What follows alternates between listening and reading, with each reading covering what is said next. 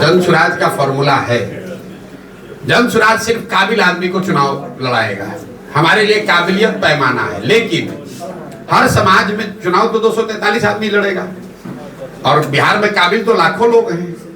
तो उसमें से किस समाज के कितने काबिल लोगों को लिया जाए, उसके लिए यह फॉर्मूला बनाया गया कि जिस समाज के लोगों की जितनी संख्या है उसको उतनी भागीदारी, उस समाज के उतने काबिल लोगों को भागीदारी मिल जाएगी। उस हिसाब से मुसलमानों की आबादी अगर 18% है तो करीब करीब 40 सीट पर काबिल मुसलमान आदमी लड़ना चाहिए। हमने आरजेडी को लेकर दूसरी बात कही। हमने ये कहा कि 30 वर्ष से जिस समाज के वोट से ये अपना लालटेन जला रहे हैं, जिस समाज के ये हिमायती बनने की कोशिश कर रहे हैं, दावा करते हैं, उसके लिए उन्होंने किया कुछ नहीं। लेकिन अब चलो तुमको चुनौती देते हैं, तुम बता दो कि जो 40 सीट दोगे तो हम वहां पर छोड़ देंगे, हम मुस्लिम वहां पर उम्मीदवार नहीं देंगे, वहां हिंदू लड़ा देंगे, कोई बात नहीं, क्योंकि हमारे पास तो हर समाज का काबिल आदमी है। लेकिन इनका दम नहीं है। हमने कहा अगर वो चुनौती स्वीकार कर ले तो पहले देकर दिखाएं। भैया जहां सबसे ज्यादा मुसलमान होता है वहां जाकर खुद चुनाव लड़ते हैं ये लोग।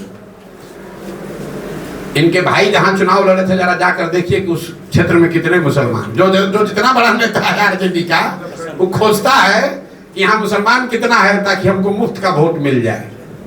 इसलिए ये चुनौती दी है और अगर चुनौती स्वीकार करेंगे तो हम मान मिलेंगे। कटिहार एक जिला आपने सुना होगा, कटिहार में 47% मुसलमान है, वहां आरजेडी ने एक भी मुसलमान को टिकट कभी नहीं दिया है।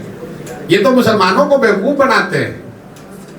जहां मुसलमानों की आबादी है वहां पर उसको टिकट नहीं देंगे, जहां मुसलमानों की आबादी नहीं होगी वहां टिकट दे देगा, हार जाएगा, और जहां मुसलमानों की आबादी होगी वहां खुद चुनाव लड़ते हैं। आरक्षण को लेकर आरक्षण को लेकर प्रशांत किशोर की सोच ये है कि जो संवैधानिक व्यवस्था आरक्षण को लेकर बाबा साहब अम्बेडकर के संविधान में है वो बनी रहनी चाहिए।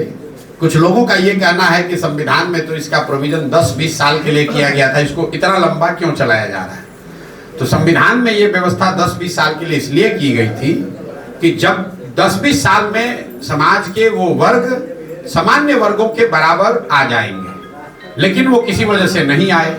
तो आरक्षण की व्यवस्था तब तक चलनी चाहिए जब तक जिन वर्गों को आरक्षण का लाभ मिल रहा है वो सामान्य वर्गों के बराबर आर्थिक, सामाजिक, शैक्षणिक नजरिए से उनके बराबर ना हो जाए।